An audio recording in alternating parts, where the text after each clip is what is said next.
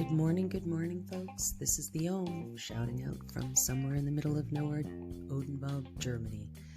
Thinking about things that are relevant to the good, the bad, the fugly when it comes to all things life, technology, and how it impacts the planet and the people who live on it. Anyhow, big news out. So, of course, this is one thing that I'm going to want to share today. The new renamification of Facebook to Meta. Now, I don't know about any of you, but the word Meta implies something very powerful, very huge. And I'm wondering whether Mr. Zuckerberg is thinking, with all the scandals associated because of all the harm that their platform has actually caused to the little people on the planet, that they need to separate their name from Facebook, put on a new wardrobe, call themselves Meta. After all, that is the buzzword right now. Aren't we all trying to create this brand new meta universe? And that includes the likes of Mark Zuckerberg and the information that they do retrieve through human habitry all over the planet. And they have been doing this since Facebook was launched. They may not have known initially what to do with the information. And again, it's not the information itself that really matters until you decide to direct it with intention for something to happen, I suppose. The uncontrolled technology industry, for as long as they have gotten away with so much. I cannot believe that these companies are allowed to stand independently and that they haven't been voted on some level into public institutions protected by people, for people. I would think at this point, either you're a hermit or you live in Papua New Guinea or some such place. If you don't know about Facebook and you don't understand the unbelievable tsunami of data overload and technology overwhelm that the majority of the people on the planet, I guess you could say, have not been able to catch their breath on and are not really able to process and understand what's going on. It just so happens that, in my industry, it's my job to make sure that I understand what's going on with these AI algorithms. What is AR?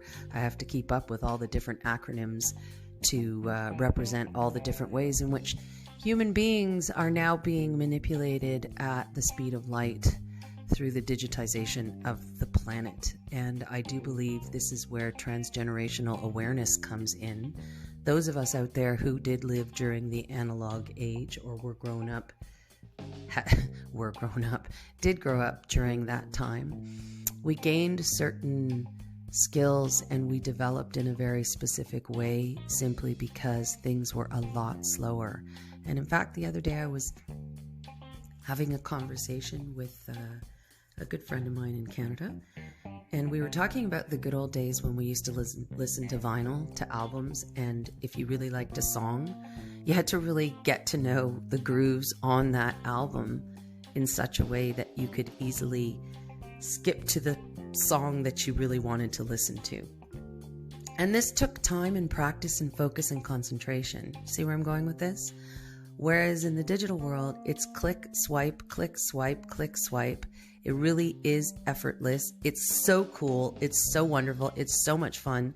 But I think while we were having this cool, wonderful, so much fun time, we weren't paying attention to how human beings develop and the soft skills that are very, very necessary along with the hard skills to live a fully enriched,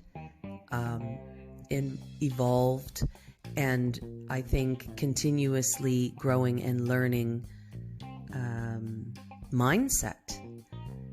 So how I got from the whole thing of Facebook to where we stand right now, sometimes I do go off on a tangent. This is true, but it's just there's so much to download in terms of what's happening out there.